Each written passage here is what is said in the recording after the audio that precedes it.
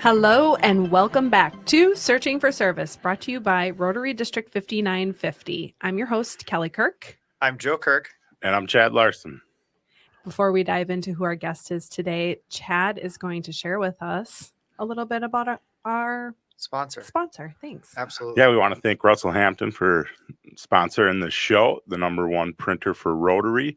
If you're watching online, you can see some of the stuff they've printed for us. We got a couple of big tumblers. We got a cutting board, a hat, but they can print anything. So whether you want some Rotary gear or you need some printing or promotional stuff for your business, check them out at russellhampton.com. And Chad's using the coffee mug for those that you can see it. It's great. Yeah. It's perfect. It's perfect advertising and functional. Yes. I'll just use my little Dixie cup here. I'll have to get you a Rotary mug so you can We show got it some off. for you. There we go. All right, we have yet again another special guest on today, and his name is Mike Pfeiffer. He is not only a cybersecurity expert, but he is the founder of CyberFyfe, LLC, cybersecurity coach and consultant. And let's just continue to add to the list. Mayor of Long Beach, Minnesota, and fellow Rotarian. Welcome, Mike. We are so honored to have you.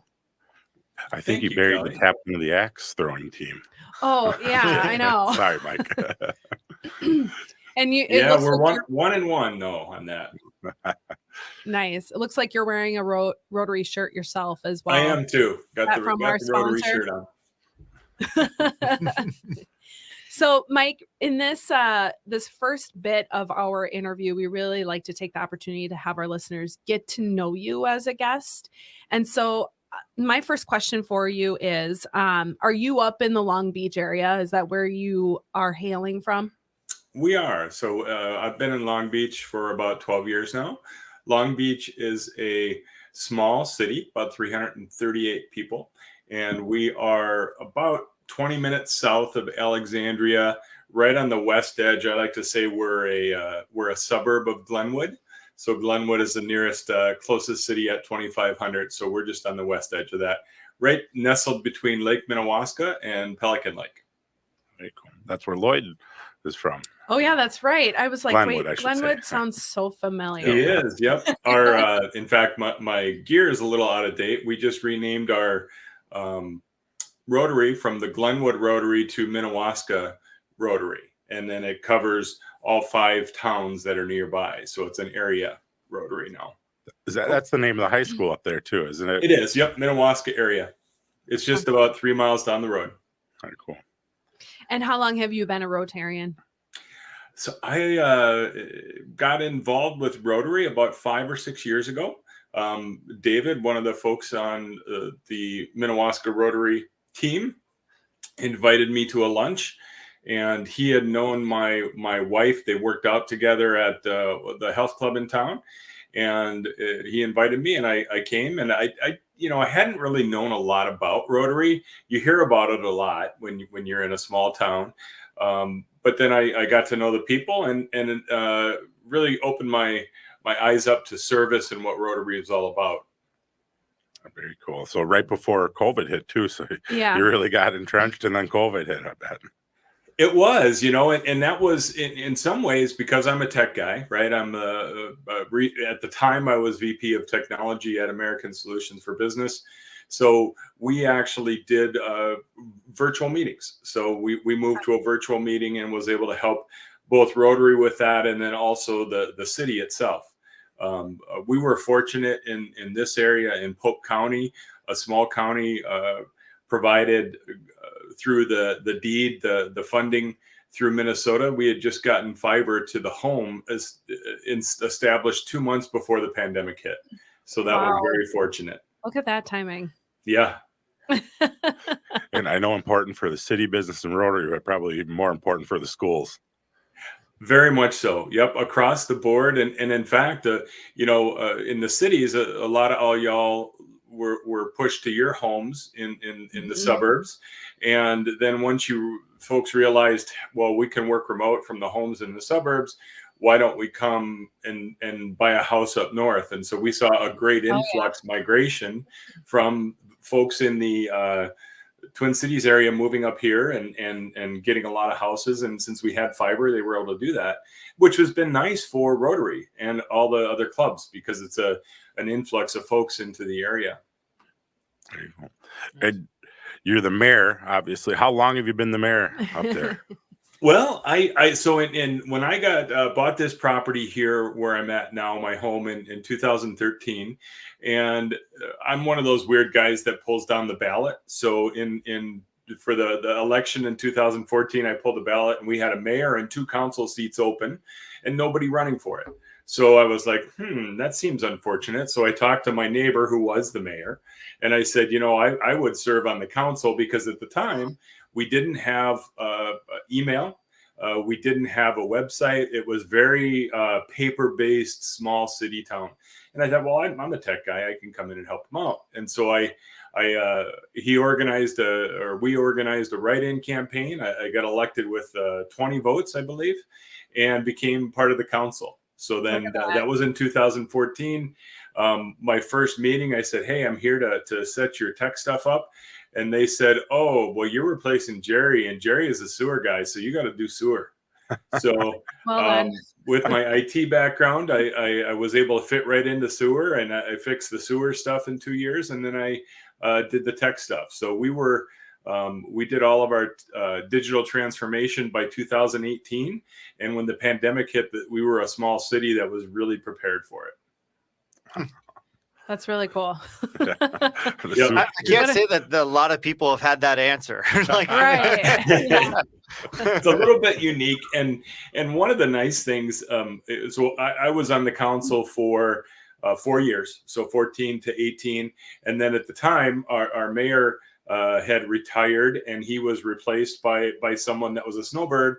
So they were moving, they didn't really want the full-time mayor spot. So then I took over as mayor and now I'm in the middle of my 3rd term as mayor. What has been the most satisfying thing that you've done as mayor? I think that to me, when I joined, I was the youngest person on the council. So we're a small city, statutory A city.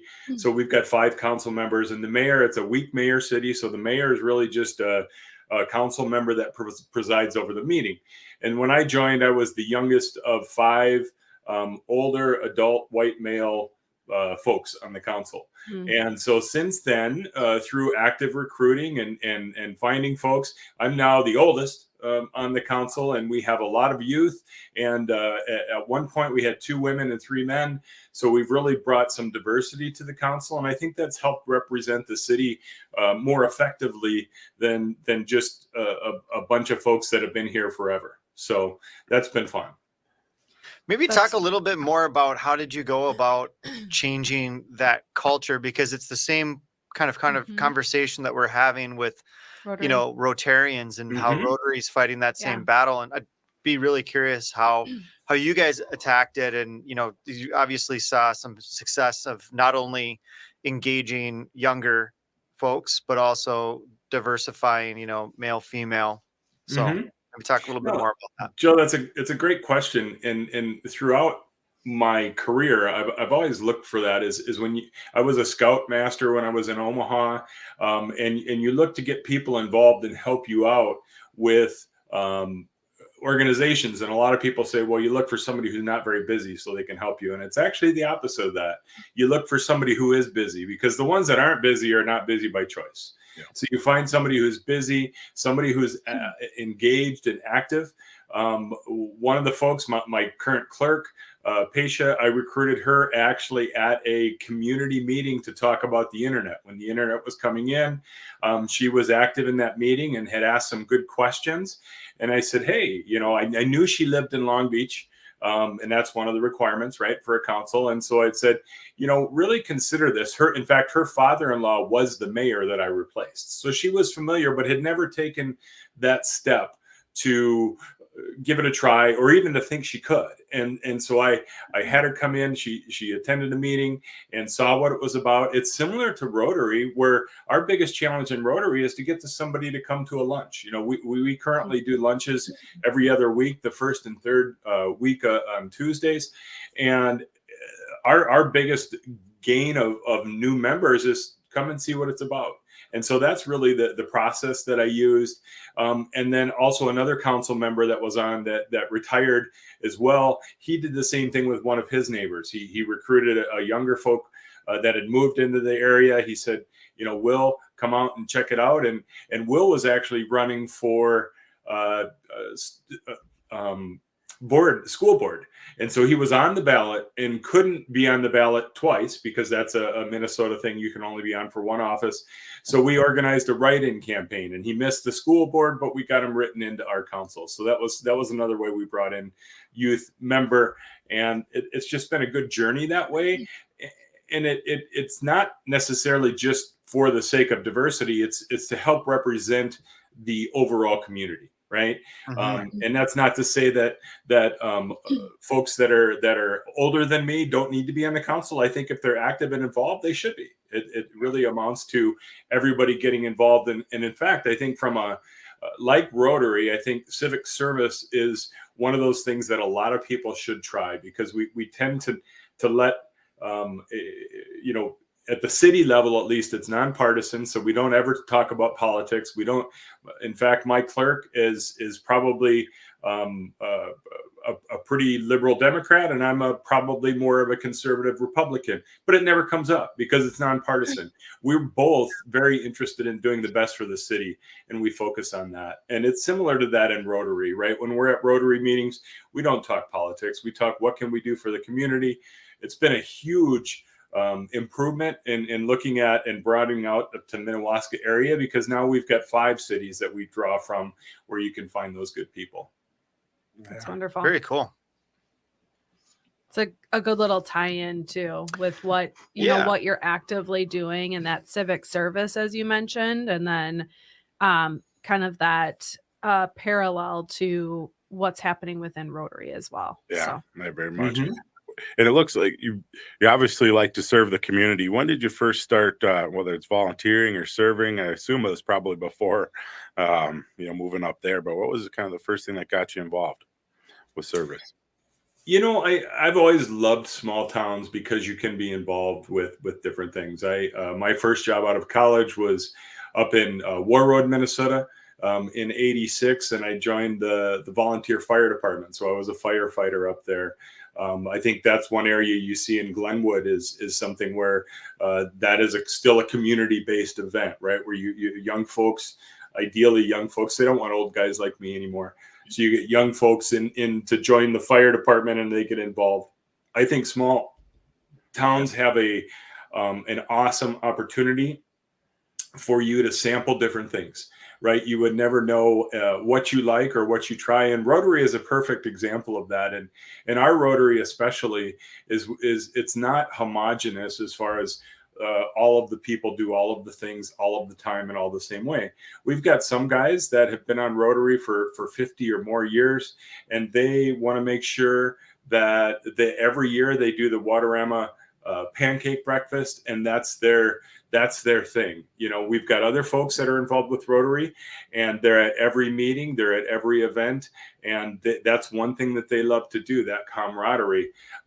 But to me, what helps is when you have a group that's open to all, right?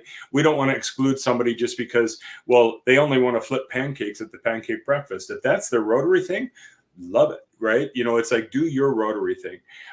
And that's been a big draw for me. I was actually headed towards Rotary leadership, but then I was tapped to be a United Way board member. So United Way is another service area that I'm very involved with. And they had needed a board position and reached out to me. So about 2 years ago, I joined the board there. Well, they happen to meet on the 3rd Tuesday of every month, which overlaps a Rotary meeting, and that's their only monthly meeting. So then it came necessary for me to say, okay, well, I'll keep being an active member, but I'm actually going to be on the board for United Way. Do your Rotary thing. I like that. I just wrote that down. I'm stealing that. That's a good marketing kit. And I think, Joe, it's a great way because a lot of people look at it and they're like, oh, I don't know if I can go to at one point in time, we did lunches every Tuesday, and they were like, oh, I don't know if I can do a lunch every Tuesday. I work for a living. Well, that's great. You don't have to go to any lunch. You can simply go to the events that work for you, because it's all about serving the community. In fact, I was rushing to get here today because my wife and I were serving Meals on Wheels this morning. So I serve Meals on Wheels. It's a Rotary function here in town, but we also do it for American. She works at American as well. She's a web designer. And so as part of the American team, we do Thursdays for Meals on Wheels. And as part of Rotary, I do 1 or 2 months or 1 or 2 weeks on Tuesdays. And so we both do both those. And that's a very rewarding function to be involved with.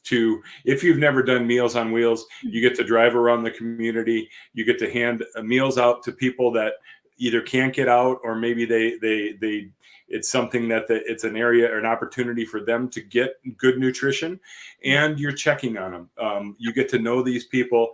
It's such a rewarding experience to both contribute and do, and then also for those folks to receive, right? That might be the best hot meal they get that day.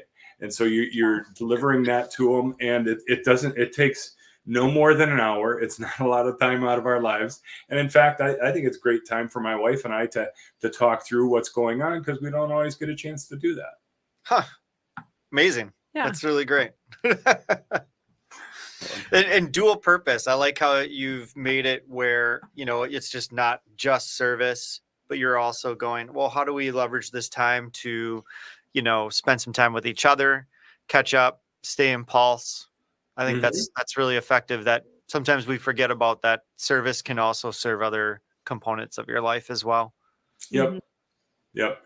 David Shepard is one of the Rotarians in our group, and a shout out to him. He captains that whole process and organizes the cats to deliver all the meals. And it's an awesome event. We also support, and I have an overlap here, is Rotary supports the food drop, where United Way does food drops. We do right now, our United Way of Douglas and Pope counties, so that's the 2 counties we're in up here. They do a food drop in Douglas 1 month and in Pope 1 month. And so when they do the Pope County one, that's where our Rotary is. So we'll have 5 or 6 Rotarians support that effort. And that's another really tremendous partnership of the United Way working with the Rotary and the volunteer base and the food shelves or food banks to deliver the food. When it comes into Pope County, it's between 120 and 150 people every month that receive that food, and they get about 5 bags of food. It's roughly maybe 3 or 4 meals, and that's one thing that can help them out, right? And we've seen with the rise of inflation, coming out of COVID, obviously was a big jump in the number of people needing a food drop. But then with the inflation we've seen over the last 4 or 5 years and food prices going up, we continue to see a strong demand and needing the food as an area. So that's an area. And there again, it's very rewarding and sometimes very moving to see and to serve people that are getting nutrition in an area, helping them make ends meet.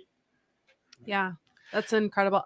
Mike, could you just share with our listeners what United Way is?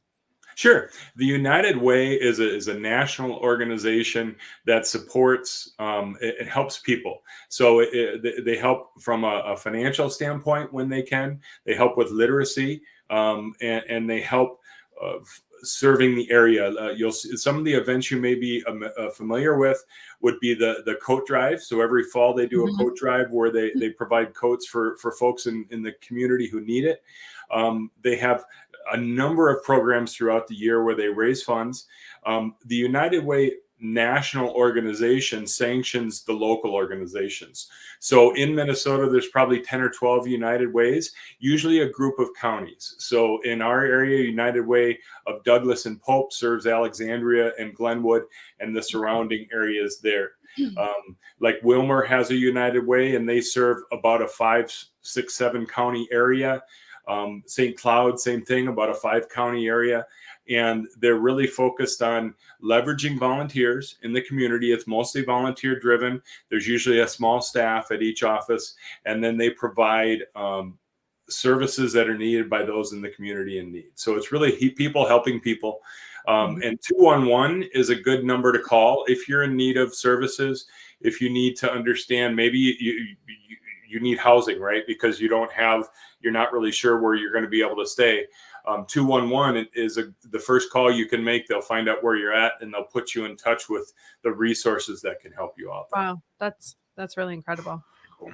I've Well, heard of United Way, but I wasn't quite entirely sure. So selfishly, I wanted to hear a little bit more, but I do think that it was pertinent for our listeners as well. very much. You bet. Well, we haven't gotten into cybersecurity yet, so tell us a little bit, which I know we want to talk about. So tell us a little bit about how you got involved in your career and more about that. You bet. So I went to school for computers, if you will. So in '86, I went to DeVry in Kansas City, computer information systems degree. And in the 38 odd years since I've been involved with technology, I've worked my way up and have been kind of piqued my interest on the cybersecurity front. So I was doing cyber, back in the days, even around the year 2K, before it was really a big known thing. We were just getting onto the internet, if you remember, in '96. In fact, I worked for a company in '96, and I remember doing a presentation. We were a software company, and the presentation was to our senior leadership, and it was on the internet. And it was that the internet just isn't a passing fad. It's going to be here for a while. Because at the time, our software company said, well, software is software. You won't need this internet thing. Well, actually, we did, right? And so I think cybersecurity runs along that gamut now. I was with American for 11 years, and American Solutions for Business, because of their name, they get a host of cyber attacks from nation states, from everywhere else. Their domain is americanbus.com. And so we've had attacks where we've found that they wanted to stick at that American bus company, right? So, and it can go from organized crime all the way down to hacktivists. So folks that are trying to hack to maybe put PETA or get their message out there. Right now, there's a lot of traffic based on the what's happening in Israel, with Palestine and Israel, right? So also Ukraine and Russia, there was a lot of attacks there. So my company that I founded recently is focused on helping small business and individuals with their cybersecurity. So if you think about right now, and you may have seen stories that a lot of the hackers in China and Russia are starting to target small businesses and individuals because the larger businesses are getting hardened, right? And bad actors are really lazy, right? They don't want to try to fight a company that's got really good cybersecurity when they can just send an email out to an individual and say, what's your password? And with a phishing email, and that individual clicks on it and provides them their password and their credentials. That's easy money for them. They can go after that. So I'm a little bit on the tip of the spear, if you will, because a lot of people think, well, why do I need cybersecurity? I'm not a big company. And that's exactly why you need it, right? If you have email, that's valuable to people. If you log on to your bank, nowadays you have to have multi-factor authentication in place. None of the banks are allowing you just to log on with a simple password because passwords aren't secure. So that's really the realm that I'm in. And this, at least in my initial focus, is on helping folks in this area, West Central Minnesota, on securing themselves and improving their safety online. It's it really is something that is such a huge focus. I'm in mortgage. And so we are, it's just hypercritical to have that in place, and even in, the real estate realm as well. But I just feel like it certainly is something that's maybe not discussed enough. And I'm sure you can attest to that as well, which is why you're like, I'm gonna found something myself and advocate for this. Yeah. So. Well, and in fact, too, Kelly, if you think about in real estate, one of the big targets is if you're about ready to close, right? Yep. Where you get ready to close, and if the bad guy is able to access your email and sees that you've got this event coming up, then they can send a message from an outside email to your account and say, hey, I know you're closing tomorrow, but we've had a problem with the bank account. If you don't wire money to this address, this new bank account, we can't close tomorrow. Well, a lot of people, they hit the urgency. The bad guys know that the urgency, fear, they're playing on that. And so if they can get somebody to wire them money, it can be very hard to get money back from a wire. Right. Especially. So then you show up at closing the next morning and you tell your agent, your real estate agent, hey, I hope you got the money I sent last night. And they're like, no, we needed a check for $400,000 today. What do you mean last night? So that is something where, and we did this when I was with American. Before we wire money, we want 2 confirmations, both either in person, preferably, or over the phone, or a video call with somebody that you know who they are and you know who you're sending it to. So those are some of the things not to get fooled by. And I'm sure you, in real estate, you brief your folks on that. Hey, don't do anything without something from me. Yeah, it certainly is a heavy touch point, especially on that title side with having those wire transactions in place. So very important. And it can get, one of the things I found is it can be a little bit scary to people, right? Even cyber, the word itself, right? You're like, well, what's cyber and where's cyber? It really just refers to us using email. One of the things that I talk about is most all of our companies are technology companies today, right? So I'll take the salon that's in Glenwood. It's a little small salon. You figure, oh, they're not a technology company. Okay, they do online booking. They pay all of their bills through Square. They've got QuickBooks online.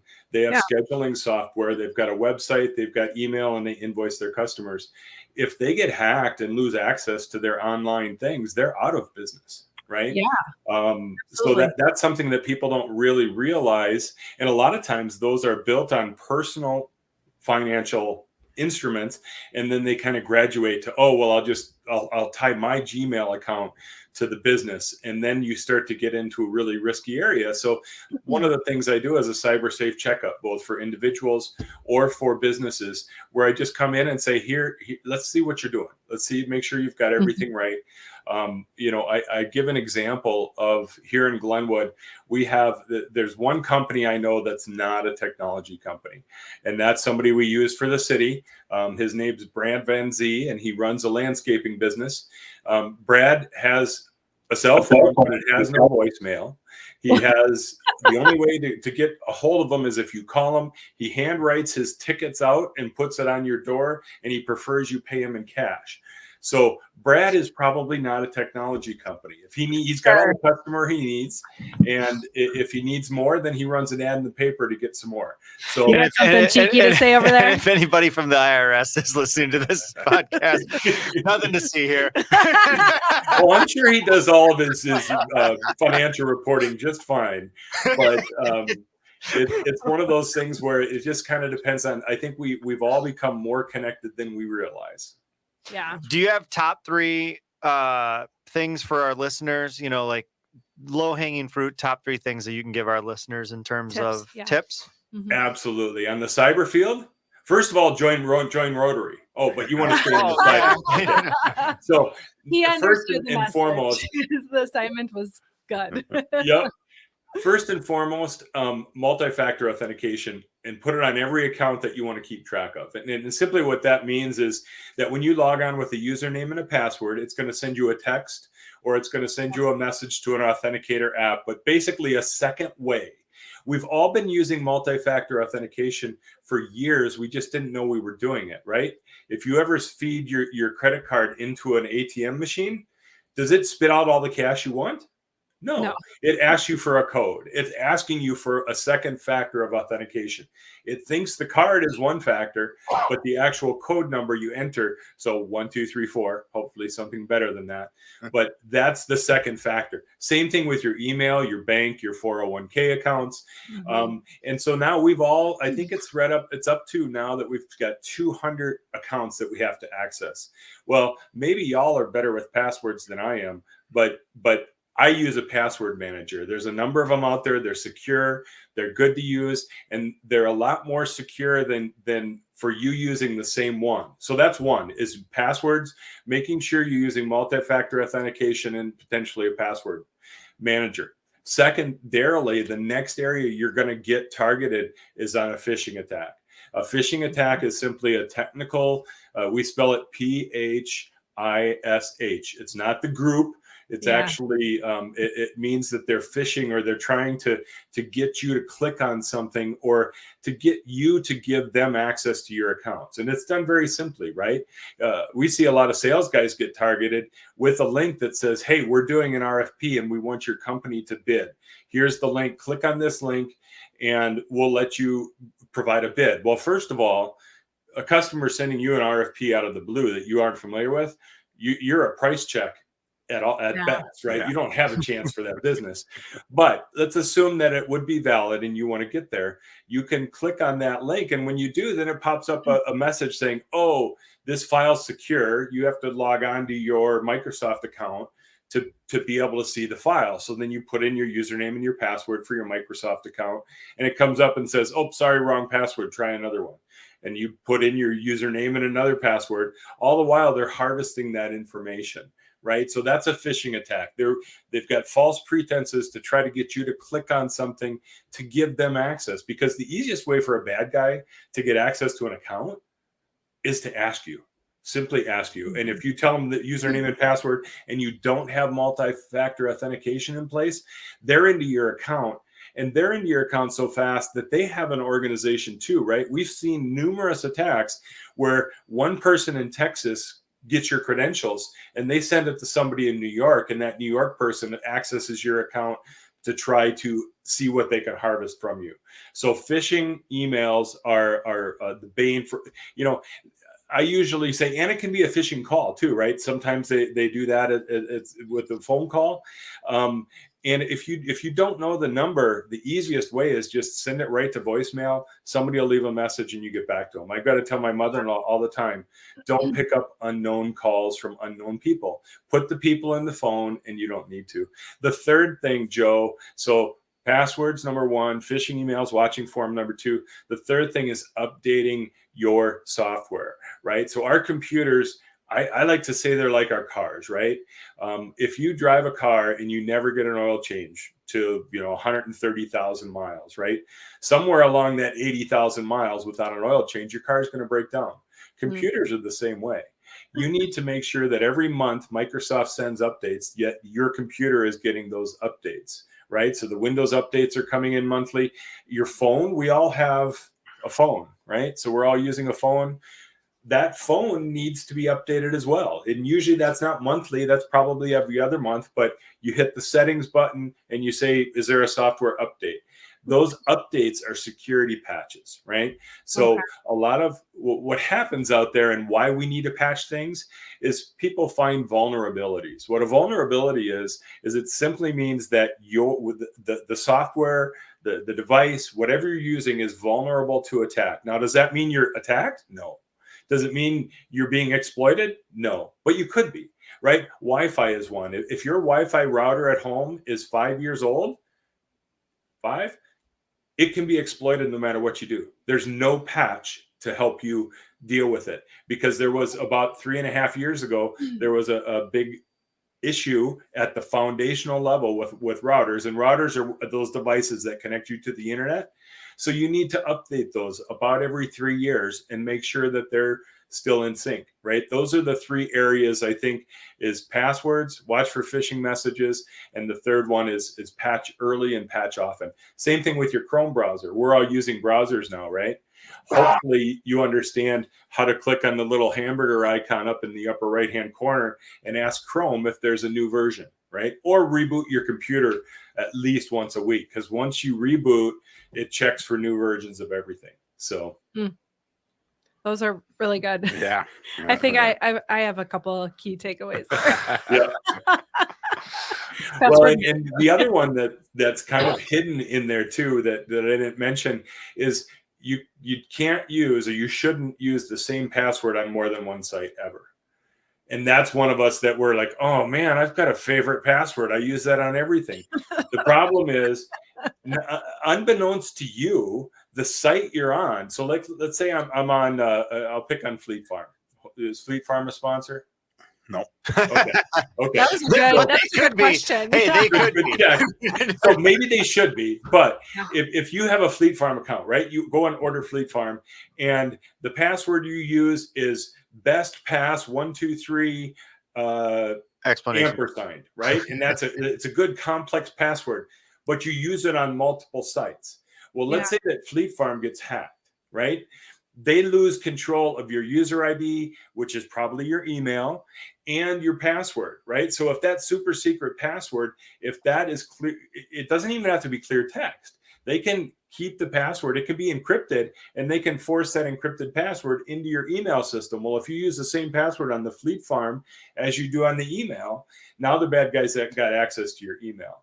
And that's why a password manager is so key, is you can use that to generate unique passwords, because a lot of us think like, oh, it's an insecure, it's the Hoka shoe site. Why would I need to have a secure password for Hoka shoes? Well, if you don't, and that password is used on anything else, it can easily get into more identity theft. Can you tell us a little bit more about a password manager? So is it I an was just- app or yeah. is it a website? You bet. Tell us a little Is bit there more. one that you suggest? Yes, you bet. I think there's about 3 or 4 that are really good. Okay. So I use LastPass myself, LASTPASS, LastPass. Now, have they had security breaches? Sure. Every company has. But are they on top of it? They pretty much are. Another one that I've got folks that use that really like is Dashlane. So DASHLANE, Dashlane. That's one that's probably better for non-technical people. So if you're not a technical person, that's a good one. And then 1Password is another one that's pretty good. Most of the password, and there's probably a dozen more that are out there. The best thing about a password manager is it gives you one password to remember, because then you access that password manager and it'll remember your passwords on other sites. Okay. So that's a good way to do it. And that one password that you have to remember, you can even write that down if you're keeping it in a secure place. A lot of people are like, don't write down passwords. Well, yeah, don't write them down and leave them on your desk. But if you write down a password, maybe in a coded message, and put it in your wallet and only you're going to ever see it, that's not a bad thing. Sure. Those are... Use That's one helpful. of Conrad's made up languages. Yeah. Oh my God. Our son, he loves to make up languages. Yep. So like he's just like super cryptic. I'm like, gosh, you're gonna be working for the FBI at some point or another. Yeah. Or maybe he'll come work for you, Mike. And I have to say, Exactly. like, thanks so much for red pilling us on this. Like, we can't go back anymore. Like, I know. like, I know. Yeah. oh. Well, I got some nice key takeaways for myself personally, but I also got some nice little nuggets of information I'm going to share with my parents. Yes.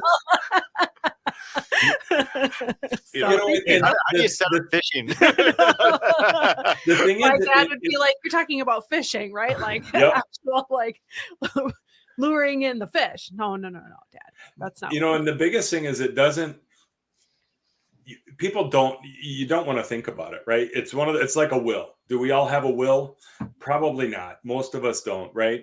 But you don't want to think about it at the time that you're having an identity attack. When you go to log on to your email and your email says that's not your right password, and then you decide, well, I've got to call Google and tell them that my Gmail password isn't working. Well, first of all, you've got a consumer account, right? You're a personal free account. You don't get to call somebody. They don't. When I worked at American, we paid over $1 million to Microsoft in all of the software, and I couldn't call somebody, even though I paid them over $1 million.